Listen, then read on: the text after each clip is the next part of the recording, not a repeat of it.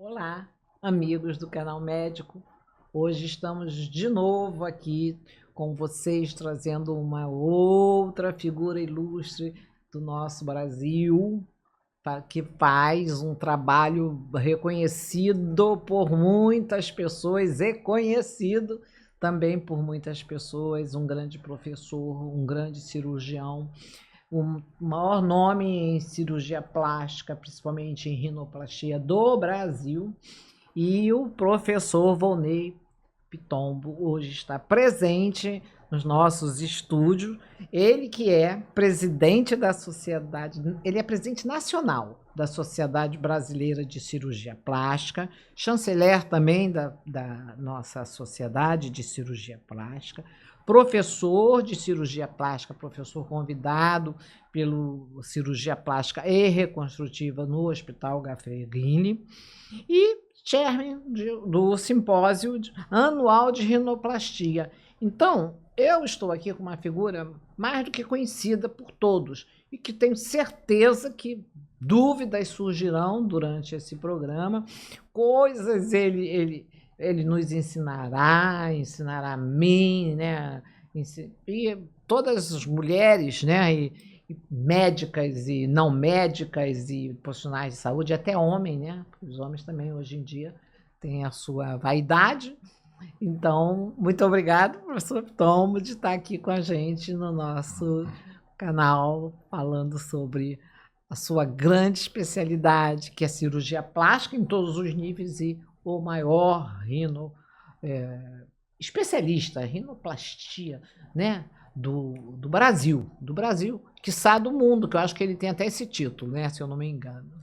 Obrigado, Vera. Para mim é um prazer, uma grande honra estar aqui no seu programa e parabéns por esse trabalho tão dedicado e tão útil que evidencia a medicina brasileira.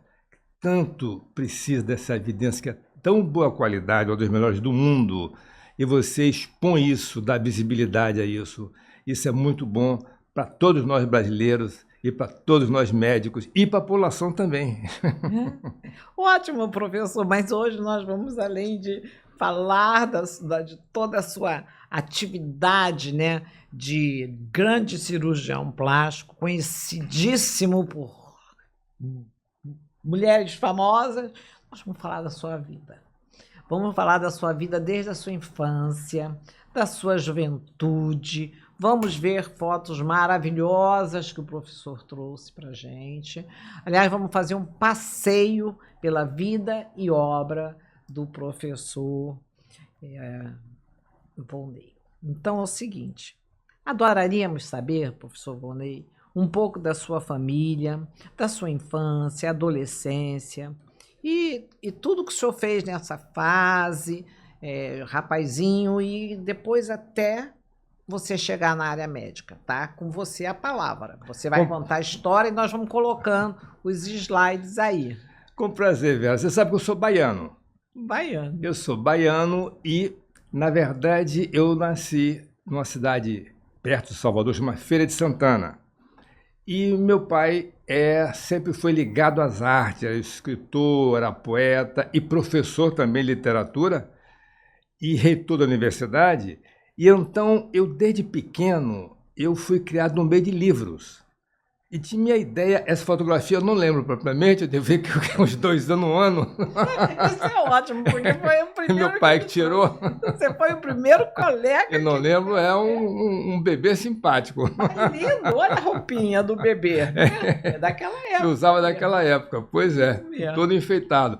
Então, eu fui criado no meio de livros, porque meu pai era comum fazer saraus em casa, reuniões para ouvir música clássica, para ouvir, discutir os lançamentos dos últimos livros. Ele era crítico também literário, fazia crítica, publicava em Jornal de Salvador sobre publicações literárias. Então, era muito natural para mim, e aquelas reuniões eu sempre ficava fascinado de ver aquela conversa sobre o mundo, como é que o mundo, porque a literatura amplia sua visão do mundo, ela mostra a você o mundo inteiro de uma maneira que você nem viajando, se tem conhecimento, você tem esse contato. A tal ponto que eu, quando fui chegando na adolescência, eu queria ser diplomata. Olha. Eu dizia, eu vou ser diplomata porque eu quero conhecer esse mundo que esse pessoal todo fala, esses livros todos, essa coisa fascinante. E isso, claro, que depois de certo tempo foi amadurecendo, e um tio meu que era médico me levou para dar plantão com ele dava plantão, eu dava, e eu fiquei fascinado com o humanismo do médico. É uma coisa muito bonita de ver, eu acompanhando ele, e ele conseguia aliviar a dor dos pacientes, conseguia orientar, proteger os pacientes. Então, aquela vocação, aquela missão particularmente me tocou numa idade de 13, 14, 15 anos. E eu desisti da diplomacia da vida do Itamaraty para fazer medicina. Imagina, então vamos pedir à produção para colocar algumas fotos que são interessantes. Quer dizer, se você veio de uma família de eruditos, sim, não é verdade? É verdade. Pessoas que você mesmo admite, gostava dos saraus, gostava da literatura. Isto. Aí férias. Tá bandeirinha, exato, nos Estados Unidos. Nos Estados Unidos. Os Hamptons ali, quem sabe já era, né? E aí o livro. As artes. O livro compromete, né? Mas está escrito as artes, que era o que estava na sua casa. Exatamente, exatamente. Era o que rolava na sua casa. Aí a primeira comunhão, eu lembro dessa foto, meu pai que tirou lá, janela de casa, ele disse que aparecia a igreja, no sacro, essa grade, de certa forma. E foi eu mesmo. Tirei, e se usava muito na época, fazer a primeira comunhão e de acordo, era com solenemente, não é? Que era uma coisa muito bonita, né? Era uma solenidade, né? Muito bacana, você é cristão. Aí carregando uma bandeira da escola, eu gosto, né? Cívico, sempre gostei. Nós fazíamos desfile no 7 de setembro, era uma data muito importante. Na Bahia tinha duas. Tinha 2 de julho, porque a Bahia conseguiu ficar liberados os portugueses depois do Brasil, que continuou lutando. Então, 7 de setembro tinha uma parada, um desfile cívico, nós fazíamos, a escola toda saía com a bandeira, e 2 de julho também, porque tinha 2 independências. Independência de 2 de julho era a independência da Bahia, porque a Bahia continuou a luta contra os portugueses que não saíram de lá. Eles deixaram o Brasil e fizeram lá uma fortaleza. E nós tivemos os baianos que expulsar os portugueses, entendeu? No final. A história é bonita, né? A história do Brasil, do né? Brasil, exatamente. Que às vezes não está em livro, né? Não. Eu estou dizendo que no canal a gente tem trazido assim um pedaço das histórias que cada professor tem e traz, e a gente vai formando o quebra-cabeça, uma história do Brasil não contada, né? Vamos dizer assim. É uma formação cívica que ele ajuda muito o adolescente, pelo menos todos nós da época tivemos, hoje tem muita, claro, as matérias são mais variadas possível, mas a formação assim, de cidadania, de Brasil, de pátria, de nação. Saía nação, desfilando com a bandeira do Brasil, bandeira da cidade, e fazia esse desfile todo, isso se repetia todo ano, e era com muito orgulho, nós preparávamos todos para fazer esse desfile. Boa lembrança você trouxe. Boa lembrança, mas tem outra lembrança. Agora essa lembrança aqui... Essa é uma foto... Peraí. Essa eu só tenho que falar bem devagarinho, porque essa até eu me emocionei quando eu conheci pessoalmente, quer dizer, pessoalmente por fotos, sabendo que essas 2 pessoas estiveram tão pertinho de você, vou te chamar de você. Você, claro, com todo prazer. Doutor. Essa é uma foto icônica e, na verdade, é histórica, porque essa foto tem o maior filósofo do século XX, que é o Jean-Paul Sartre. E Simone de Beauvoir, que todo mundo conhece, escritora muito famosa, era a mulher dele. E tem Jorge Amado, que está olhando para mim. Eu sou esse que está com o olho meio fechado, dando risada. Camisa quadriculada. O Jorge Amado mexeu comigo, falou alguma coisa, eu dei risada ali, fechei o olho, e atrás de mim está Zélia Gattai. Meu pai está atrás de mim, exatamente ao lado do Jorge Amado. Que era o reitor, né? Teu pai era o reitor. Exatamente, da universidade. E minha mãe é essa que está à esquerda, Sim, de essa branco. primeira de branco. Bonita de branco. sua mãe. Muito bonita. Bonita. Quer dizer, é uma foto de família. Por que isso? Como é que o Jorge Amado foi parar em Feira de Santana? Isso aí é uma história, como que o Jorge Amado e Zélia Gadá em Feira de Santana não é tão assim, porque eles são baianos, né? Mas o Jean Paul Sartre e a Simone... Como é que foi parar em Feira de Santana? Isso é interessante. Agora tu tem que contar. Pois é, a verdade é que... Para mim e para o público, hein? Nos anos 60, o Jean Paul Sartre veio ao Brasil fazer conferência na universidade, veio ao Rio de Janeiro, e naquela época foi a Recife. Recife era um grande centro cultural. Era. Tinham grandes nomes, grandes escrituras, E o meu pai foi com o Jorge Amado, que eram muito amigos, eles foram assistir a conferência do Jean Paul Sartre com a Simone de Beauvoir. Chegando lá, meu pai pediu a Jorge Amado para convidar o Jean Paul Sartre para visitar Feira de Santana, porque lá tinha uma feira do gado, que era uma coisa muito típica, uma coisa muito original e que era interessante para o francês ver, coisa e tal. E aproveitava para fazer uma palestra também nas universidades. A feira do gado com aquelas comidas de gado, né? Uma coisa típica, não é? Comida típica. Então, foi dessas... Imagina como meu pai ficou, e todo mundo ficou emocionadíssimo levar o Jean Paul Sartre, o maior filósofo da época, que todos admiravam. E ele foi para a Feira de Santana. Na hora do almoço, foi preparado, essa é a minha casa, frente da minha casa. Minha mãe preparou um prato típico da Bahia que se chama maniçoba. A comida visualmente é horrorosa. São folha, carne, uma coisa assim, mas deliciosa. Deliciosa. E, coitados, os franceses comeram a maniçoba. O que eles falaram? Na verdade, eu fui para esse almoço, obrigado, porque eu tinha um time de futebol, eu tinha um jogo de futebol. E não estava interessado em Jean Paul Sartre naquela época, não é? Ignorância completa.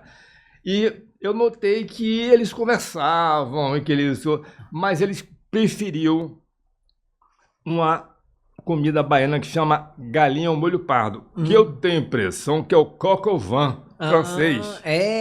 Deve ser uma coisa parecida. É bem parecida assim. O fato é que eles ficaram, claro, muito felizes de conhecer a cidade, e a cidade toda ficou em festa, né, de ter uma celebridade, né? Uma figura ilustre, uma eminente, não é? Não é nem ilustre, eminente, né? Exatamente, da época na cidade. E então, eu lembro, essa foto eu encontrei, guardei, porque registrou a única foto que tem. A única foto, que é uma coisa de reunião de família. E você parece com a sua mãe, né? Obrigado. Você parece com a sua mãe. Que bacana. Então, essa é a história, até você contou da sua infância. Tem mais... olha aqui, ele já rapazinho. Aí eu já estou rapazinho, na biblioteca de novo, eu sempre gostei de biblioteca, coisa e tal, devia estar saindo para alguma festa, né? Porque eu 16 anos, por aí deve ser mais ou menos isso. Ia dançar. Naquela época a gente ia os hi-fi. Exatamente. Né? Hi-fi. Exatamente. É isso. Aí depois daí, professor... Que delícia de lembrança, hein, Vera? Você já viajou? Já. Quando eu formei na Bahia e fui fazer aqui a minha residência no Hospital Servidor do Estado, e depois eu fui fazer a pós-graduação em Londres com um grande cirurgião da época, um dos mais renomados, chama-se Mr. Matthews. E nessa clínica eu estava casado com Margot, ela fez essa foto, eu na frente da clínica. Nós trabalhávamos todos os dias, e foi um período, falei 2 anos lá, foi um período memorável da minha vida. E a Margot era médica também? Não, Margot não era. Margot ela gostava de arte, ela era mais mexia principalmente flores, fazia arranjos, então mas te acompanhou em toda a vida toda, até o último dia. Que maravilha. Então você, rapazinho, você contou anteriormente que foi sentindo a humanização da pessoa que você referiu, que foi o doutor Valdir Pitombo foi meu tio. Sabe, Vera, medicina é paixão. É, paixão. Você tem que se apaixonar pela medicina, senão você não é um bom médico. Não. Porque você tem que fazer muita... Você tem que escolher muito, renunciar a muita coisa para você dedicar uma coisa que é, eu diria que é quase divina, é um privilégio você cuidar do semelhante seu, você proteger e você, mesmo mais do que a ciência que você sabe, mais do que a parte científica, mais do que a qualificação, que você tenha um amor para dar para o paciente, porque isso também cura. Quando você faz com essa dimensão, você aumenta muito o poder de cura. Então, isso é que é importante. Eu senti na época que você sendo médico, é um privilégio você ser médico, você poder cuidar. Isso foi na adolescência. Isso foi 16 anos, 15, 16 anos, já estava decidido a ser médico. Então, isso aí é férias minhas. Na época, já médico, não? Já médico? Já médico. Num tremendo de um helicóptero. Dando passeio do amigo. Um amigo convidou a dar um passeio. Eu estava com a câmera fotográfica ali do lado, não? Isso aí. Já estava. E jovem, muito né? Bom. Vou tirar uma 28 foto. anos. 28, mas já casado, né? Já casado. Porque quando você foi para Londres fazer exatamente. A tua exatamente. graduação lá, com um cabelo já batendo no ombro, né? E na época, era a época, mais ou menos que ano isso? Isso é os anos 70, não é? 70. Então a gente já estava no rock progressivo. Já estava no rock progressivo. Tá certo. Aí foi onde fiquei 2 anos. Esse é o Mr. Matthews, que foi meu mentor. Eu ajudava ele operando, aí já me escovando bem no hospital em Londres. E aqui é o meu outro mentor também, chama Mr. Gustafsson, me lembro muito bem dele. Os dois. Matthew e Mr. Gustafsson. Dois excelentes cirurgiões. Esse eu continuei. Quando eu saí de Londres, eu fui fazer um fellow, porque em Londres eu trabalhei com um assistente particular dele, que foi um privilégio. Na universidade, em Nova York, foi fellow. Eu ia para poder participar das atividades, assistir no Manhattan Hospital. E na época tinha uma figura também muito conhecida, icônica, e que todos nós copiamos no livro, que era o Converse, que é esse que está com foto comigo aí. Sim. Então, estou aqui no University Medical Center de Nova York, também depois de Londres. E ele era cirurgião? Sim. Na época, era um dos maiores cirurgiões reconstrutores do mundo. Então, você primeiro fez a plástica reparadora, reconstrutora para fazer a estética, cosmética. Sim, a plástica reparadora, nós chamamos de reconstrutora, é a base de tudo. Nós ensinamos hoje, nós temos 70 departamentos de ensino no Brasil inteiro para poder treinar jovens médicos especialistas para ser especialista em cirurgia plástica. E nós incluímos a reparadora, porque você não pode fazer cirurgia chama de estética cosmética, sem saber a reparadora. Você tem que saber reconstruir primeiro. Verdade. Os retalhos. Exato. Sabendo reconstruir primeiro, aí você tem a base as linhas de maior. Força. Todas. Essa é que é a nossa luta hoje para cada vez mais voltar a atenção para a reconstrutora, porque aí é que está a estrutura, aí é que está o conhecimento mais profundo para você fazer a estética. Todo conhecimento da anatomia, estou me lembrando aqui que eu estou fazendo assim, é o orbicular dos olhos. Os olhos, exato, da órbita. Todo o movimento dos músculos para poder, as linhas de força, né?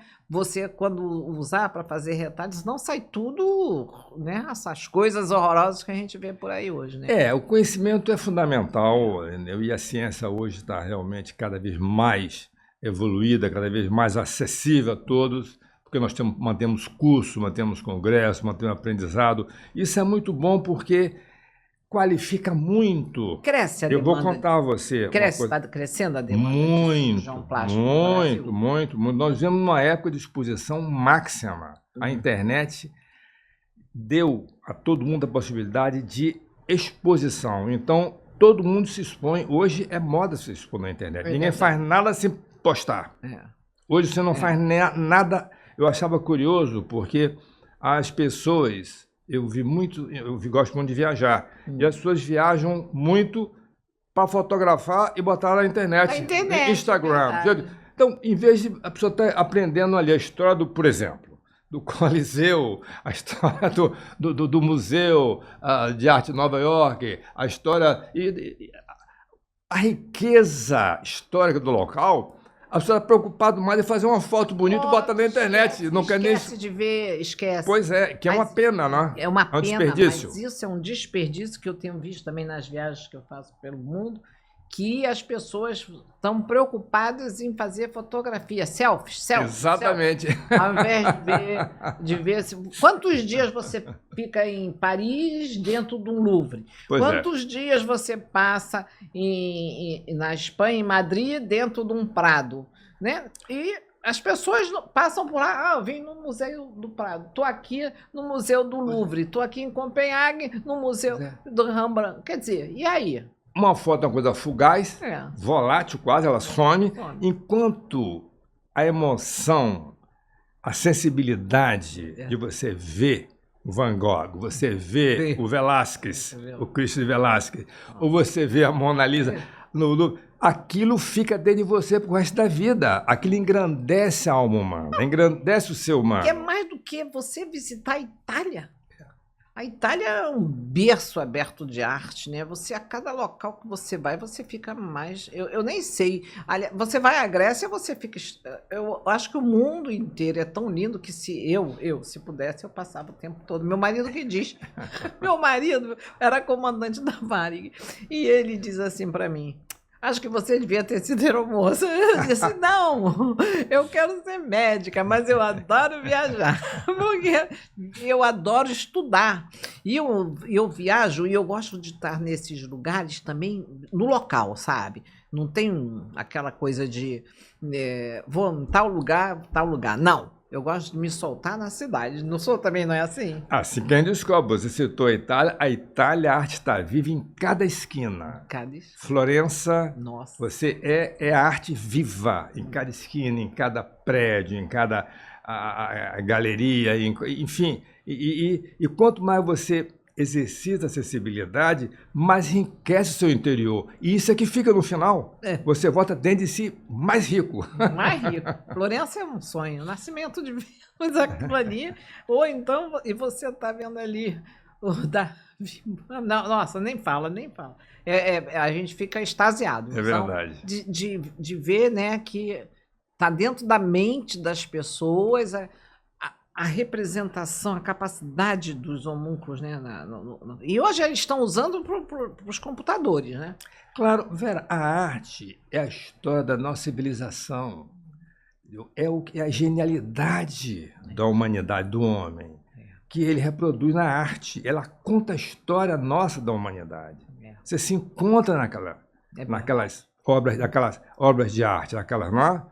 Masterpiece. Todas, e a gente vê agora, a gente vê nesses canais as histórias da civilização hindu, da civilização, como que eles faziam aquelas, com as mãos, aqueles desenhos, aqueles murais, a gente fica assim. É admirável. Aí muitos dizem assim, não é obra do humano, é obra do Anunnaki. A gente fica assim, não, ali passou alguém fazendo alguma coisa, sentindo aquela coisa especial. É verdade. Mas, professor, vamos voltar para a sua vida, que eu já vi que nós dois somos um papo de arte, porque eu sou apaixonada. Aí o senhor está muito lindo. É recente essa fotografia. Isso eu sempre... Eu acho, escute para você, livros é uma coisa que é uma viagem, não é? Você em contato com o livro, você sonha, você cria um universo tanto presente como paralelo. Não, e o estilo? E aí é no meu consultório. Eu estou vendo o estilo. Gravatinha, que é o de hoje, né? Eu gosto. Bonito, eu gosto. Essa aí, ó. Aí que você... Isso é um prêmio? Não, isso é um livro que eu escrevi um capítulo, um livro que chama-se Global Rhinoplasty. Isso foi lançado, a TM lançou esse livro, e eu escrevi com os colegas americanos, e eu estou mostrando o livro Eu trouxe aqui esse livro. No Congresso americano? No Congresso. Trouxe hoje? Não, não trouxe hoje, eu trouxe fotografia só. Tá. Eu estou mostrando aí porque foi lançado esse livro, faz uns 2 anos, mais ou menos.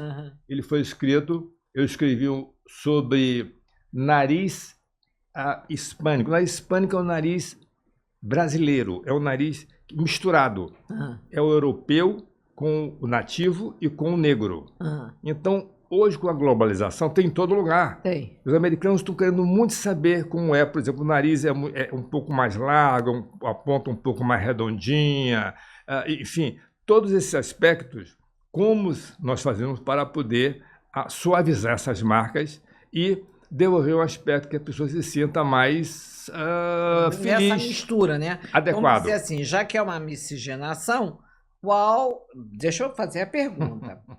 Já que nós estamos falando de um povo miscigenado, em que vários narizes, vamos dizer, da genética aparecem, aí aparece uma mistura, vamos dizer assim, tá uma maçaroca, o nariz aparece, e esse nariz ele pode ser adaptado para onde mais perto da miscigenação o feitio do rosto da pessoa apontar, pode ser isso?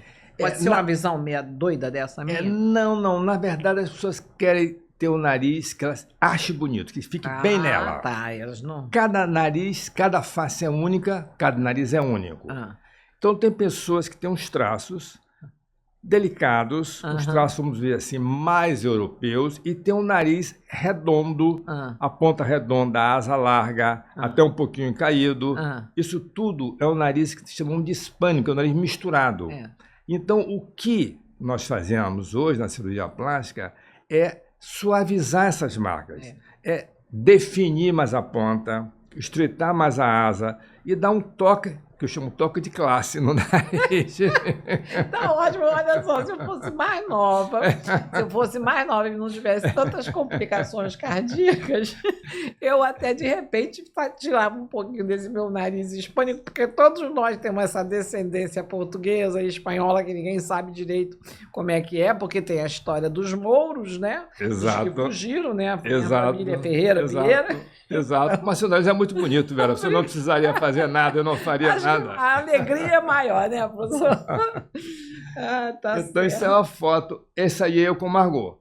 Me acompanha da vida toda. A sua esposa, que ela faleceu ano passado e deixou realmente uma grande lacuna na minha vida. Grande. Mas te deixou filhos e netos. Deixou uma filha linda e neto, exatamente. Ela aí, olha aí. Olha a filha. Essa é a Paula. Linda, né? A Paula está morando agora em Toronto. É mesmo? Ela casou, foi morar em Toronto. Então, tu tá indo para lá e para cá. Tenho que ir para aquele gelo, Vera, viu? Imagina. Neva a maior parte do ano, mas ela adora. Aí estou na casa dela. E aí tá a netinha que tem 1 ano, acabou de nascer. Meu Deus, que beleza. Acabou de nascer. Estou ensaiando aí uma... Tu opera, tu dá aula e tu tá indo Rio, Londres. E ela faz o que em Londres, a sua filha? Ela trabalha com ele tem um termo lá, chama hospitality, que é agência de viagem. Sei. Então, ela faz planos de pacote de viação, de viagens, de férias, enfim, é um trabalho ligado à agência de viagem. Esse que ela desenvolve, ela gosta disso. Tá. Quer dizer que médico... Não quis. Tentei de toda maneira. O pai nunca estava em casa, né? Os meus filhos também, nenhum é médico. Eu acho que eles pensavam... Vera, tem que fazer na vida o que gosta. Eu tentei empurrar ela para ser, mas ela não quis outra coisa. A vida, todo mundo tem direito à felicidade. Se você fizer o que você gosta bem feito, eu digo sempre lá para os meus, você tem que ser o melhor. Buscar ser sempre o melhor no que você faz. Sim. Porque aí, aos poucos, você vai sendo reconhecido. Porque nada aparece de repente, né? A não ser que você tenha imediatamente um monte de contatos, né? Exatamente. Mas eu acho que a vida é assim. Mas então esses serviços, tanto em Londres quanto em Nova York, foram os principais serviços e foram principais. Do Dr. Mateus e do Dr. Converse. E Dr. Converse e Dr. Gustafsson. Foram pessoas que te moldaram, né? Fizeram a minha mentoria, moldaram realmente a minha personalidade cirúrgica. Que é uma simpatia. Não, e dá o guia. E, como todos nós da minha geração, eu sofri também muita influência do professor Pitangui e o professor Ronaldo Pontes. Todos dois maravilhosos. São dois que me influenciaram muito, me ensinaram muito. E eu sou muito grato. Você passou pela clínica dos dois? Dois, claro. Tanto o professor Pitangui, o Ronaldo Pontes está velhinho, né? Tá, sim. É uma pessoa que eu acho, considero de uma capacidade... Ele era muito famoso em nariz, né? Muito em tudo. Ronaldo Cirurgião geral, que hoje não tem mais a capacidade que ele tinha, a habilidade. Era em Niterói, eu me lembro que o grupo dele era todo de Niterói. E aqui o professor Pitangui com seus alunos gênio. Maravilhosos. Já é gênio. Tem um amigo que passou pelo Pitangui, numa época que eu voltei, que eu morei também nos Estados Unidos, e ele estava saindo do Pitangui, a gente se conheceu bem, ficamos amigos, e ele está em São Paulo, e outro dia eu vi o Frois tão chique assim, eu disse, nossa, o Frois hoje em dia em São Paulo deve estar mandando. É uma bela especialidade. Não é? É uma bela especialidade. Ele era uma pessoa assim, simples, amiga, alegre. Como deve ser. Né? Aliás, todos vocês, né? Eu acho que vocês trabalham com a beleza, né? E a beleza dá essa... Exatamente, eu acho que isso é mais do que uma vocação, não é? É uma sensibilidade especial que você tem para as artes, que tudo é um conjunto. Eu digo, eu ensino, eu dou curso, dou aula do mundo inteiro, eu sempre digo, a técnica a gente aprende. Ela tá só você estudar, você procurar lugares que tenham qualificação, você aprende. Entretanto, a arte tem que ser desenvolvida. Todos nós temos a capacidade de desenvolver o feeling, muito bem dito, sem desenvolver a arte, esse refinamento, esse equilíbrio, porque a cirurgia plástica é nada mais, nada menos do que medicina e arte. Medicina e arte. É ciência e arte. A ciência só não resolve, tem que ter arte também, senão nós hoje estamos vendo nas mídias sociais, na internet, as aberrações em termos de tratamento de facial, de harmonização facial, coisa parecida. E que está muito saindo fora da medicina, né? Hoje está espalhado. Pois, aquilo não é embelezamento. Então, isso é uma preocupação que tem que ser chamada a atenção, tem que ser revisitada, tem que ser avaliada, porque a naturalidade tem a verdadeira beleza. E a busca da beleza é uma busca incessante. Eu sempre digo, nós não conseguimos perfeição, Vera, mas conseguimos excelência. É verdade, tanto é que tem mulheres lindíssimas aí, não é verdade? Mas também a beleza vem da alma, é o que você... acho que você também... O belo também está dentro do que você... da tua energia, do que tu passa para as pessoas, né? Às vezes a pessoa não é nem tão bonita, mas acaba sendo tão bela, porque parece que a gente enxerga a alma, não é verdade? Isso é verdadeiro. As pessoas pensam e dão perdem muito tempo e dão muita... foco na beleza externa, esquecendo que a beleza externa, se você não iluminar ela com sua beleza interior, ela não aparece. Outro dia, uma senhora perguntou para mim, doutor, estou com 70 anos. O senhor, eu gostaria de fazer um facelift, que é uma cirurgia de rejuvenescimento. Quantos anos o senhor pode me dar de volta? Eu disse para ela, a operação pode dar à senhora, eu vou examinar a senhora, eu vou dizer em torno de 10 anos. No entanto, o seu coração, a sua alma, pode dar mais 10, 20 anos. Se a senhora iluminar esse pouquinho que eu posso conseguir, nós dobramos a o projeto. 20 anos. Veio com 50. E é verdade. Se eu pudesse fazer, eu ia rejuvenescer 20 anos, porque eu tenho 72. Professor, está ótimo isso aqui. Olha só, então já falamos dos serviços, vimos o senhor estudando aí, né?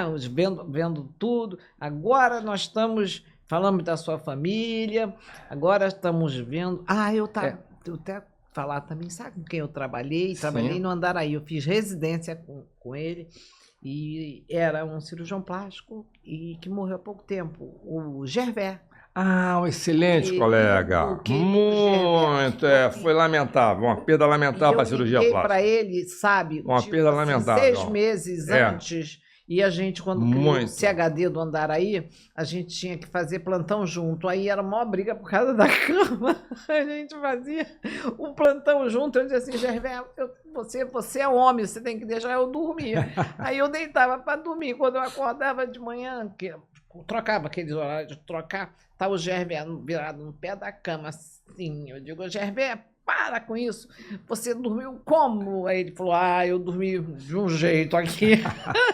É uma perda muito grande dela, tem razão. Ele era ótimo também. Muito, e alegre. Muito, ele era alegre, muito. Professor, vamos continuar. Essa foto é uma foto muito expressiva, eu gosto muito dela, porque eu estou explicando sobre rinoplastia. Eu dou curso, eu digo isso. Rinoplastia é uma operação de frações de milímetro. Ela precisa ser medida em fração de milímetro. A fração de milímetro pode significar um bom resultado ou um resultado insatisfatório. Então, as pequenas cartilagens delicadas, frágeis, leves, devem ser suavemente manipuladas, suavemente modificadas para poder ter um resultado satisfatório. Porque nós dependemos, claro, de cicatrização, dependemos da reação do paciente. Então, todo o esforço do cirurgião é para ser o mais preciso possível nessa cirurgia, toda a cirurgia, especialmente a rinoplastia. A rinoplastia, claro, porque tem que estar perfeitinho, alinhadinho, até porque na formação vem assim, né? E é muito delicada, não é? Delicada a operação. E até pode fazer uma pergunta, porque aí tem várias fotos, né, do senhor operando, né? E sei que o senhor já operou famosas, conhecidas por todos, não precisou falar aqui o nome, né? Porque algumas gostam até de falar, né? Quem me operou foi o doutor Volney Pitombo. Isso é uma coisa muito individual. Eu acho que o médico não deve nunca dizer respeitar a privacidade do paciente. Falarem, né? Se alguém se tiver vontade para falar, muito bem. Se não sentir, também está muito bem. O importante sempre... Mas agora é vaidade falar. Sim. Você chamou atenção para uma coisa curiosa. Nós estamos vivendo numa época de superexposição na mídia. É verdade. As pessoas fazem tudo para poder aparecer nas mídias sociais. Então, e ao mesmo tempo que isso acontece, isso é muito importante, isso é uma distorção da imagem. As pessoas não se veem, não postam como realmente ela é. Elas se modificam. Você já viu alguém fazendo uma selfie? Ela se modifica toda, vê a melhor posição da câmera, melhor maneira. Então, usam principalmente os mais jovens, usam filtros para modificar a imagem. Então, elas criam, na realidade, uma imagem inacessível, que nós, cirurgiãos, não conseguimos reproduzir. Ninguém consegue. Então, isso é muito ruim, porque a pessoa vive um sonho... É como se fosse fora da realidade. Totalmente fora da realidade. Então, ela começa a botar filtro, a se ver de uma maneira tão modificada que fica, às vezes, bizarro. Às vezes fica muito bonito, mas, de qualquer maneira, não é a realidade. E nós vivemos no mundo real. O mundo real exige certa compreensão como é que ele se comporta. E esse é um dos grandes problemas da imagem distorcida que tem hoje, popularizada pela internet. Pela internet, eu estava falando. E tem também nessa popularização a vaidade. Não, eu fui operada por tal médico foi operado, que sim, antigamente tem. as mulheres escondiam que eram operados. Hoje elas... Meu nariz é pum, meu nariz não é? Bom, eu não preciso nem falar. Agora, sabe o que eu estava querendo saber, antes da gente continuar? Que eu acho que essa está sendo maravilhosa, esse nosso papo. Muito bom, sabe? Está muito bem. Eu tenho uma nora coreana. Meu filho casou com uma coreana. Parabéns. E elas são lindíssimas. Muito.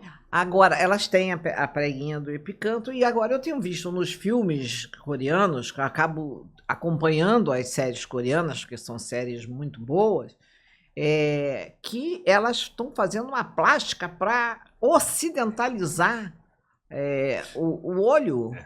Eu tô errado. Não, você tem razão. Quer dizer, sabe, Vera, isso eu sempre falo com meus pacientes, eu sou um cirurgião conservador. Uhum. Eu acho que a beleza está na naturalidade. A essência da beleza está na naturalidade, no equilíbrio das feições. Por exemplo, isso é etnia. É como o negro, é como o caucasiano ou o asiático. O asiático tem uma beleza própria.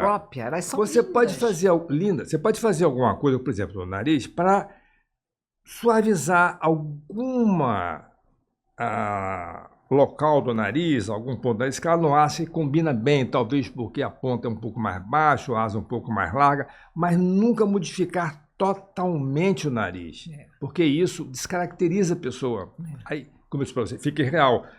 O epicanto é a mesma coisa. Eu acho bonitinho no asiático o epicanto. Eu não tirei aquela preguinha no lado. Quando você tira, o olho fica muito grande. Fica. E contrasta com o rosto dela, que é um rosto, se você notar, o asiático tem um rosto muito geométrico. Muito. Geométrico, que é um rosto muito atual, muito bonito. Então, esse choque de estética, dificilmente funciona bem. Toda modificação de etnia deve ser suave, mantendo sempre alguma característica dela. Se você trocar totalmente, perde a identidade e fica um dos piores resultados da plástica, que chama-se artificialidade. Isso aí é uma coisa que não é beleza. Deixa para IA, né? E depois é o seguinte, a formação embrionária da gente, ela vem assim, né? Quer dizer, às vezes um olho está mais em cima, outro mais embaixo, não tanto quanto de uma pessoa aí conhecida por todos, mas existe essas diferenças de uma asa do nariz para outra. Então, dá uns retoques, né? Vamos dizer, até no olhar. Mas eu aprendi com o próprio professor Pitangui. Ele disse assim para mim, a beleza é quando você olha e os dois lados estão em perfeita harmonia. Olha, tu sabe que daí para frente, todo mundo que eu vejo na televisão, eu fico analisando, parto na metade do rosto e analiso um lado do outro, Eu falei, eu acho que eu fiquei doida. Mas eu faço isso constantemente. Sabe o que acontece? Isso é uma coisa curiosa. Pouca gente sabe que, como você disse, a face da formação na 8ª semana para 12, ela vem uma de cada lado. É uma crista, ela vem e se junta.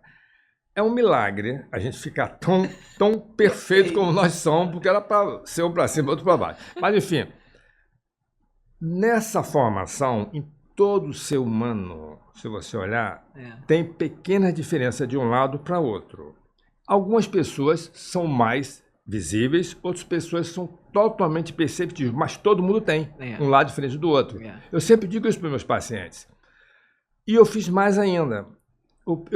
Quando o paciente fala comigo, eu tenho um programa especial, é um programa médico de simulação. Não é desse que você faz no iPhone, não. É um programa médico que tem muito mais recurso. E esse programa faz exatamente isso. Eu disse assim, eu vou botar você exatamente igual agora, um lado com o outro. Aí eu corto ela exatamente aqui, no meio, pego o lado esquerdo, junto os dois lados esquerdos de um lado, e pego o direito, junto os dois lados direitos do outro lado. E ela, como ela é no meio, isso fica num monitor como esse. Fica bizarro, horroroso, tanto um quanto o outro. O bonito é ela no meio com as pequenas imperfeições. Mas eu não sabia que sendo igual era tão feio assim. Mas essa harmonia que o professor fala, que cada lado, quando se forma harmonicamente E quanto mais perfeita essa harmonia, mesmo com os defeitos, as pessoas são lindas. Não é necessariamente igual, mas é harmônico. Mas eu fico olhando. É harmônico. Desde, você sabe, mais de 20 anos que eu olho todo mundo assim.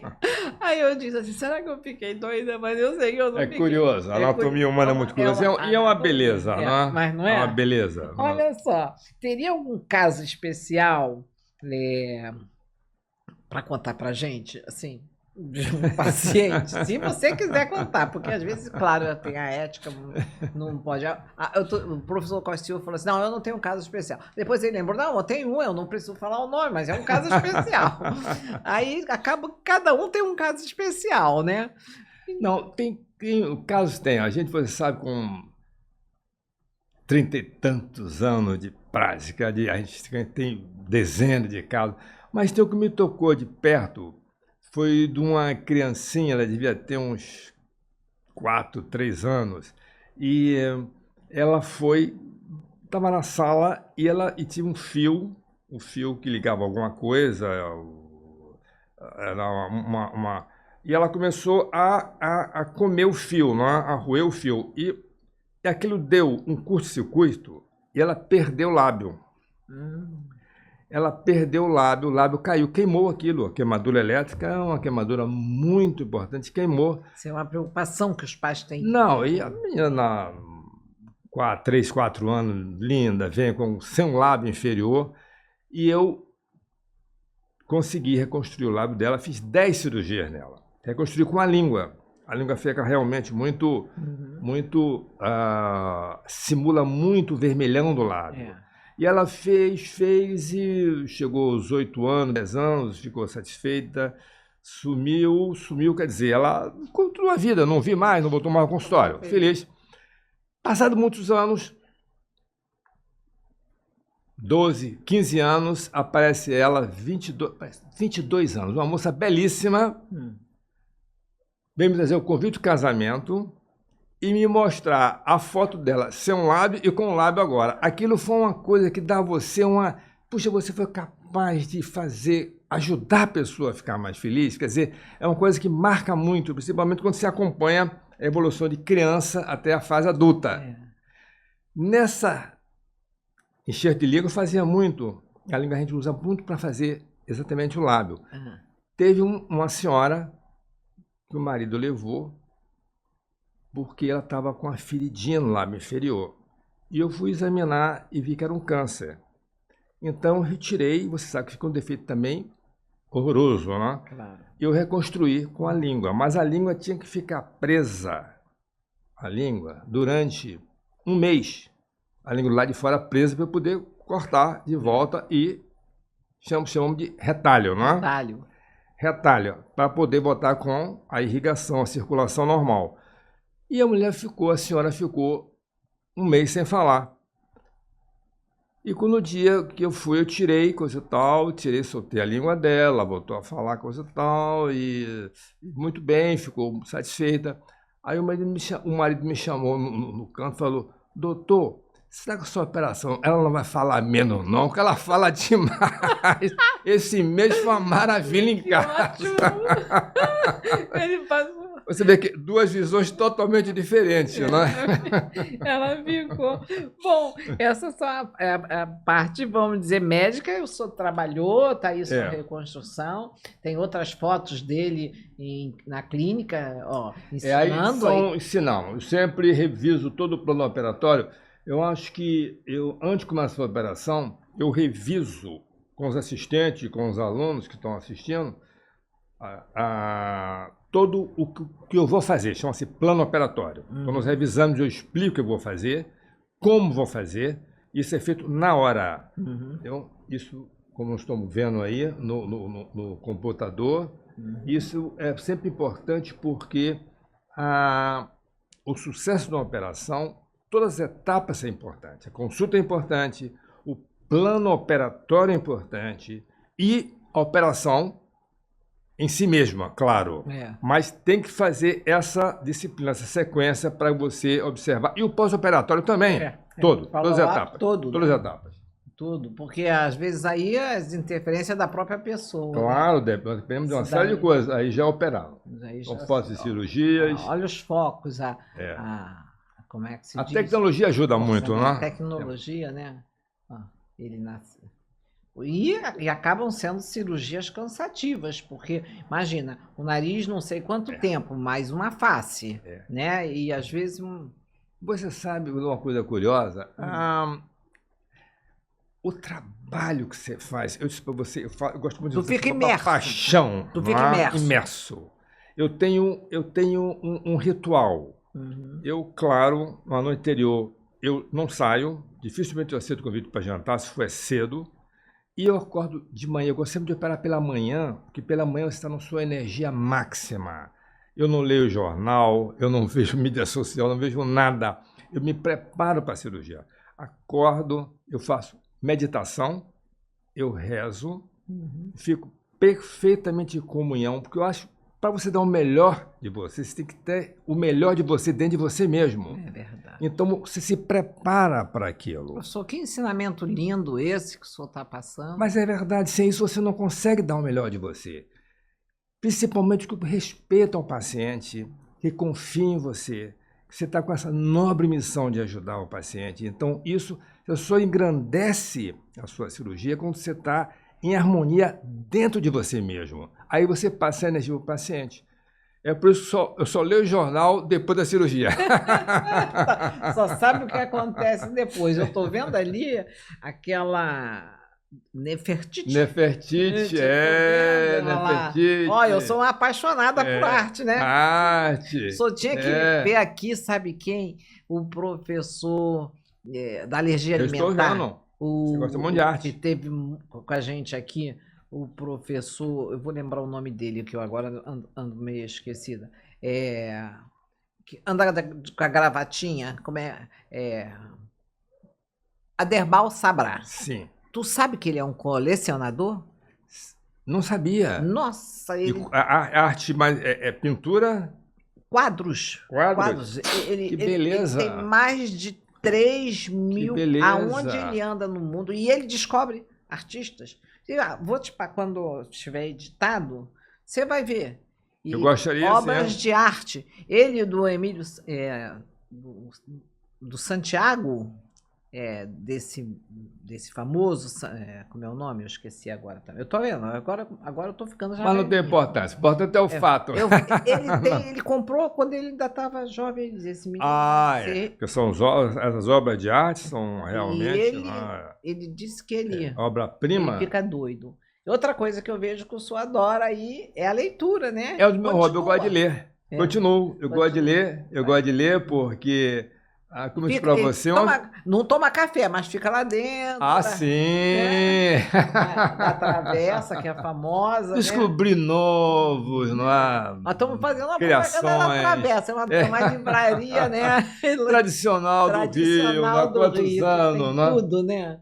Tantos anos. E lá, muitos professores apresentam os livros, né? É muito, muito espetacular. Mas você passa uma manhã, por exemplo, sábado, você vai estar aberto a fazer propaganda, mas a literatura, literatura não tem propaganda. Literatura é informação. Literatura você tem passar uma manhã de sábado, um dia de folga na livraria é uma delícia. Aí tá você. Aí é o paraíso. Aí tem o paraíso. Chama paraíso mesmo. Isso é uma fazenda que eu tenho. Então é por isso que eu já vou te perguntar. Qual é o seu hobby? Então já sei que o nome da fazenda é Paraíso, né?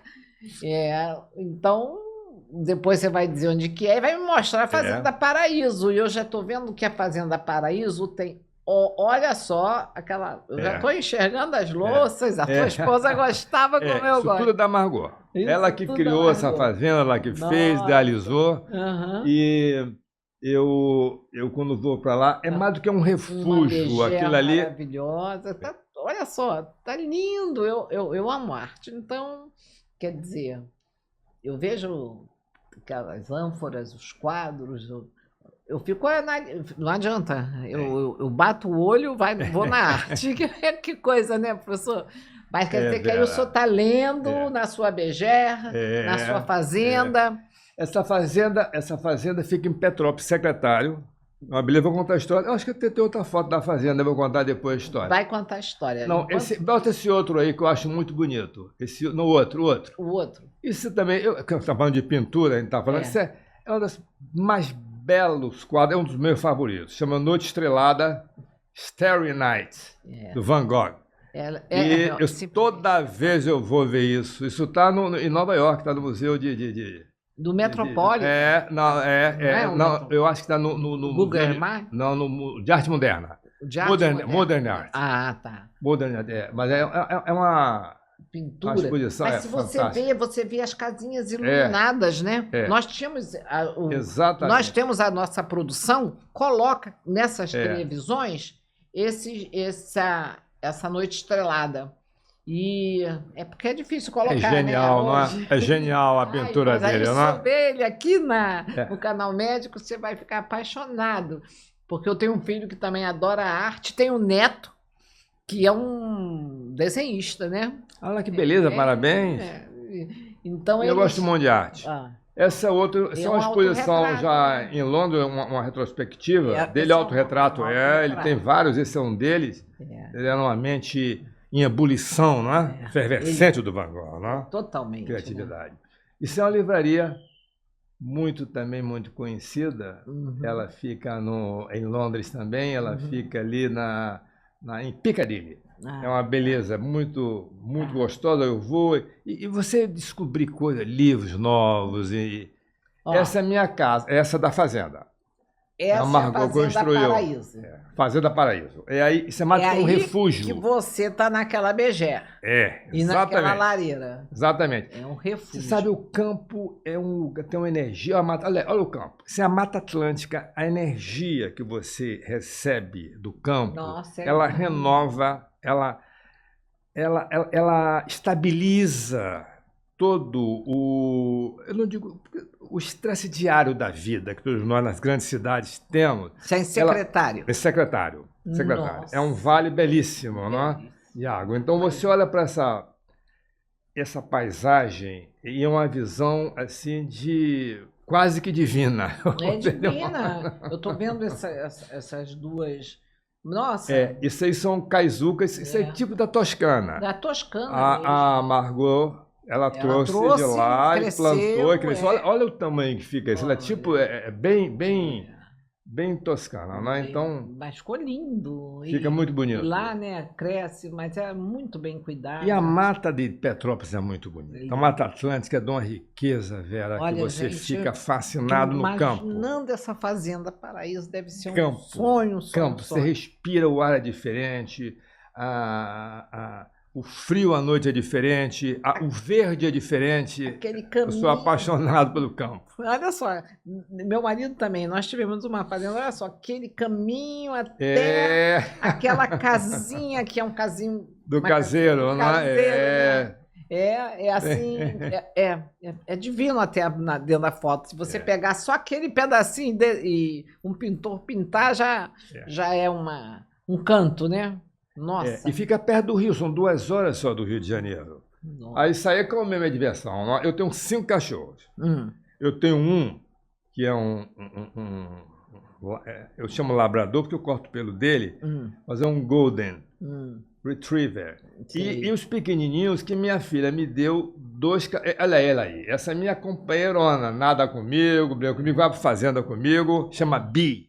Bi de doce, não é? De abelha. De abelha. Nossa. Olha ela aí, no Lago da Fazenda. Tá vendo? Né? Curtindo.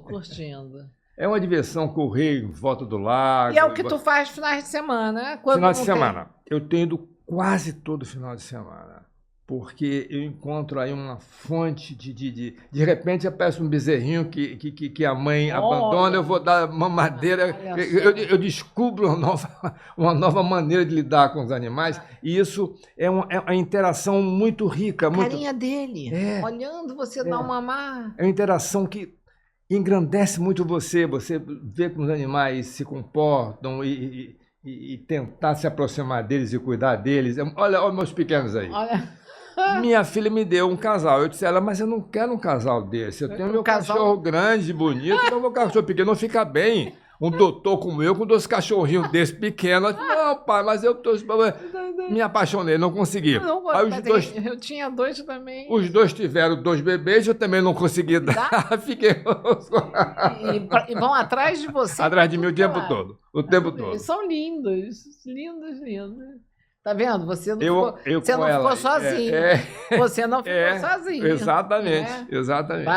E eles vão tudo no carro contigo? Ou esses todos comigo. Vem pro Rio e vão, cobre atrás, tem um caminho para cada um, entendeu? Que legal. Não, esses cachorrinhos são uma paixão. São a sua paixão. Realmente. E da tua experiência internacional você já falou. Agora... Vamos falar sobre, olha aqui, curtindo uma lancha gostosa. Rio de Janeiro, o sol, a Bahia, dinheiro. Lá, amigos. E lá do outro lado, Niterói, né? Aí é saindo do iate, né? Fale uma coisa, professor. Me diga, qual a sua ideia, né? Sobre o teu sentimento, sobre os avanços na medicina... Se algum te empolga em particular. Sim, a medicina tem avançado em todos. O avanço científico não para nunca. Nós estamos sempre...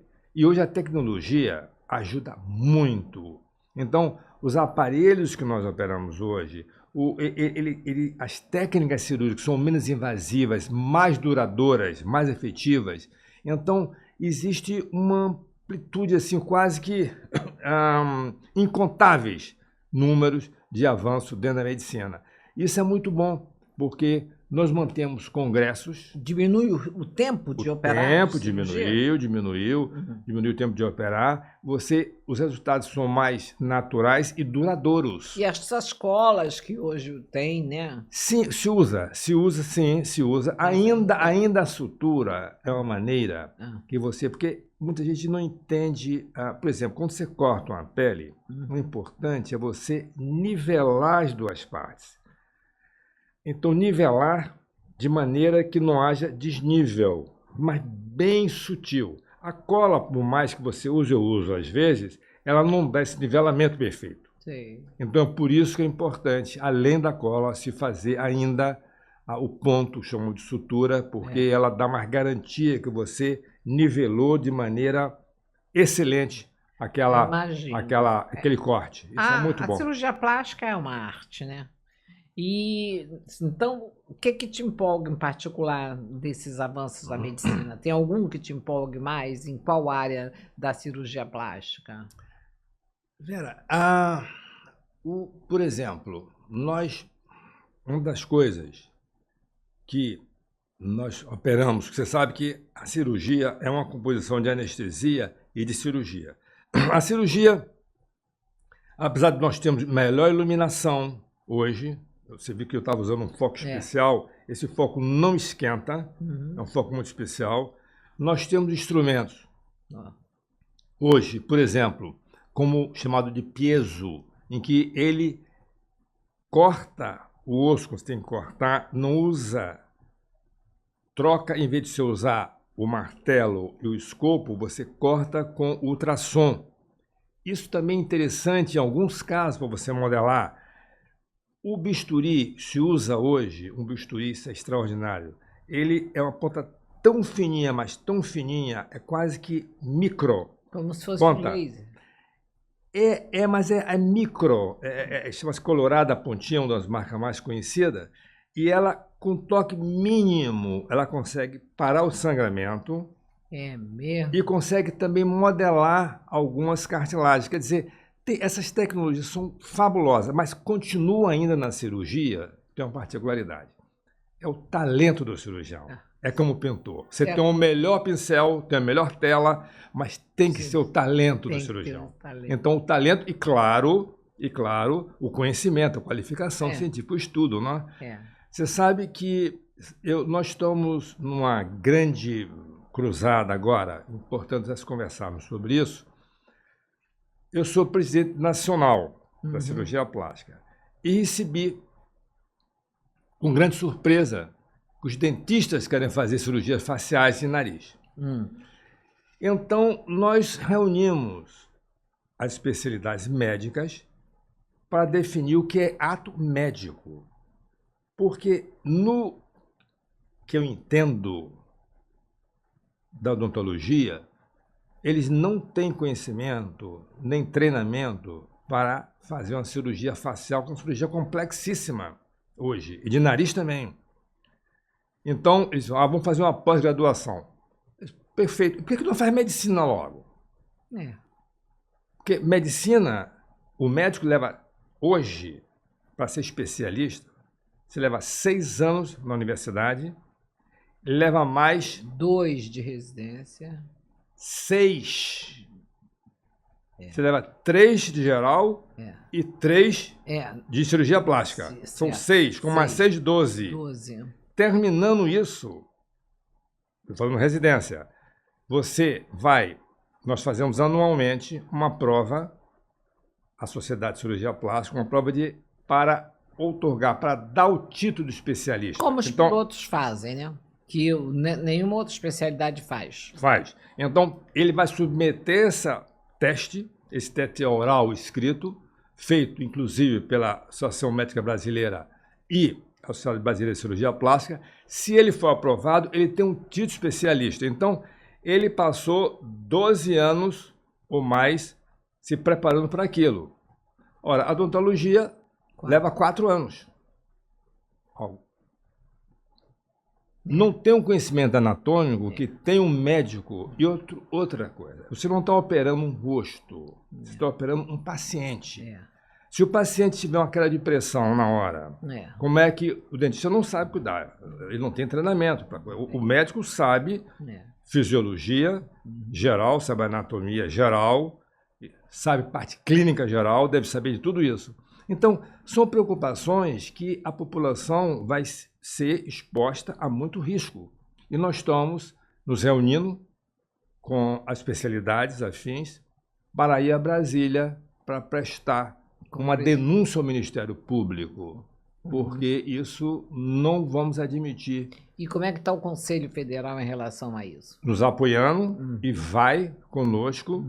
Já temos CRM, vai conosco, o Conselho Federal já se posicionou, porque isso é questão de saúde pública, não é? Defesa de especialidade. Saúde pública. Eu fiz cirurgia geral, depois cirurgia ginecológica. Não é? Verdade.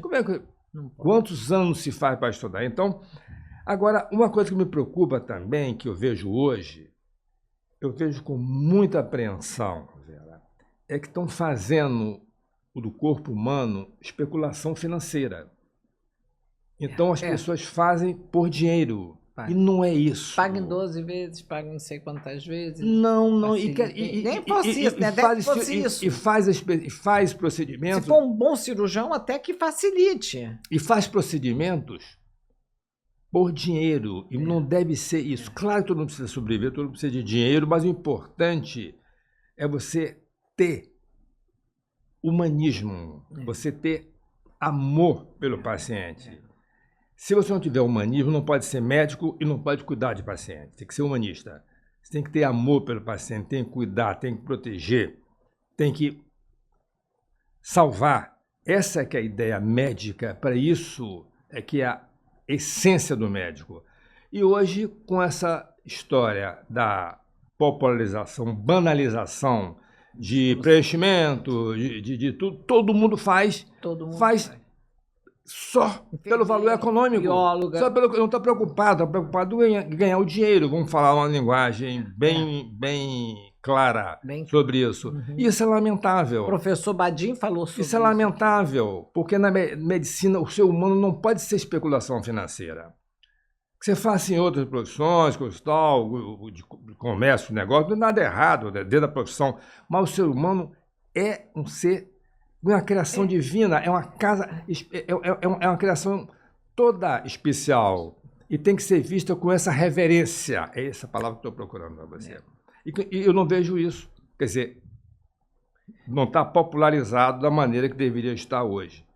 Por isso nós vemos essas aberrações, lamentavelmente, na mídia. E são aberrações mesmo. que eu vejo às vezes, fico assim, nossa, essa pessoa era tão bonita, como que ficou assim, né? Bizarro. As mulheres estão inchadas. Fica patético, totalmente inchadas, patético. Né? Isso não é beleza. Isso não é beleza. Perderam os músculos todos. Isso não é beleza. Isso não é beleza. É verdade. E isso, no caso, já que você está falando disso, já seria um alerta seu, no que vem numa pergunta que eu faço, sobre o que falar para os médicos de hoje, né? E você acredita numa revolução nesses próximos 20 anos? Eu acredito que sim, que muita coisa vai mudar. Eu sempre digo para os jovens médicos, meus alunos, que eles vão, claro, tem que estudar muito, ele tem que ser qualificado, tem que levar a sério, com toda a profissão, mas que, antes de mais nada, que ele abrace o paciente. Se você não abraçar o paciente, não ver com essa paixão, com esse privilégio que você tem de ajudar, de cuidar, você não vai conseguir ser um bom médico. E por isso é que nós vemos hoje que as pessoas ficam apenas um número. Não é mais uma pessoa, um nome, uma pessoa ali, pegou inteiro, não é uma mama, não é uma face, é um nariz, é uma pessoa completa, integral, que inclusive tem espírito e alma dentro. Está bem em Coríntios isso, né? Bem em Coríntios, bem bíblico, né? Não é? Nós não somos um pedaço, não é uma mão sem ter integral. O pé, não é? O ser humano aqui na Terra é integral, tem que ser visto e cuidado com esse foco. É verdade.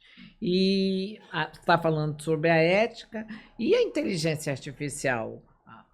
Isso é formidável. Isso aí nós já usamos em algumas atividades. Eu acho que isso veio realmente para facilitar muito, muito, muito as grandes questões. Nós fazemos perguntas e ele responde naturalmente com aquela combinação de conhecimento de informações e tem ajudado muito a medicina. E nós, uma conversa dessa que nós estamos tendo, nós estamos enxertando, sabia? Sim. E no futuro, tudo vai ser mais fácil, porque aí sim, é que eu digo para você, a tecnologia. É verdade. Ela veio. Nós temos andando desde... Eu tenho um filme muito curioso, que eu gosto muito, é um filme antigo, chama de 2001, Odisseia no Espaço. Todo mundo, né? É um filme icônico do Kubrick. E ele começa o filme da seguinte maneira: o macaco brigando com o outro, o gorilão enorme. Aí ele acha um osso no chão. Ele pega o osso, bate. Ele descobriu uma arma, né? Ele descobriu a arma e de repente ele joga o osso para cima e aquele osso transforma numa nave. Nave espacial. Mas você viu que apareceu nesse instante uma pedra fundamental? Viu? Você viu no filme? Viu o monolito? Aquilo ali é como se fosse assim, a pedra fundamental da maior... eu entendi assim, que é a maior capacidade que o ser humano tem. É da observação. Por isso que na Bíblia diz assim, seus olhos é essa candeia da sua alma, né? Exatamente. Porque a observação é que te traz a ciência, que te traz a pesquisa, né? Então, quando ele observou que ele tinha força, que ele levanta a força e aquilo se transforma e aparece aquela pedra. Eu falo pro meu filho assim, vocês têm que assistir 2001 Odisseia no Espaço. Esse filme é um marco. Marco, porque mostra a genialidade do homem, a criatividade é interminável, não termina nunca, é a beleza da vida. Cada geração vem criando coisas novas, vem embelezando o mundo e vem fazendo a vida mais digna de ser vivida, porque ela é vivida com criatividade e com beleza acima de tudo. Aí é que está o foco. Isso é maravilhoso. Então, o que o senhor está dando de conselho para os médicos que estão iniciando a carreira de hoje é ser humano. Ser humano de verdade, né? Que o senhor está falando. Exatamente. É aquela relação médico-paciente querida, é o transporte de energia, de amor. Dê a mão ao paciente, dê abraço ao paciente. Isso é que é importante. Então, na verdade, o senhor está deixando um legado. O seu legado, hoje tão reconhecido que o senhor é, estou falando já aqui para o público. Obrigado. Tão reconhecido que o senhor é como um dos grandes cirurgiões plásticos do Brasil. Já tivemos professor Pitangui, professor Ronaldo Ponte, professor Volney e outros. Está lá o Gervé, que foi meu amigo. Gervé. Está, vamos, em memória, né? Está o Froz em São Paulo, né? Pessoas que eu conheci maravilhosas, né? E que eu desejo tudo de bom. Então, o seu ensinamento que o senhor dá para os seus alunos é de humanização, né? Sim. Que é a principal coisa. Sim. E me diga uma coisa, esse é o aspecto mais gratificante da medicina? Eu acredito, sim. Vera, quando isso para você, a gratificante, quando isso para você, de novo, eu continuo repetindo, medicina é paixão, é vocação. Quando você faz uma coisa, tem que se preparar. Tudo que você faz na vida, você disse antes, eu gosto de repetir, tem que fazer o melhor possível. Você pode fazer o melhor, pode ser o que for, mas seja o melhor possível, o melhor de si, porque a vida é como uma corrida olímpica. Você tem uma tocha que você leva e você passa para outro que vai correr na tocha. A vida é eterna, né? Tá aí o genoma passando. Vai seguindo, vai seguindo. DNA, né? E cada um deixa um pedacinho dele naquela tocha, que segue o seu caminho. Verdade. E isso você deve fazer da melhor maneira possível, porque é o mesmo trabalho. Você fazer mal feito e bem feito, o trabalho é o mesmo. Então, por que não fazer bem feito de uma vez? Verdade. Essa é que é a ideia. O tempo vai ser o mesmo. Então, precisa de quê disso? De sentimento, de amor, de paixão. Isso é que movimenta o mundo. Isso é que leva à frente as coisas.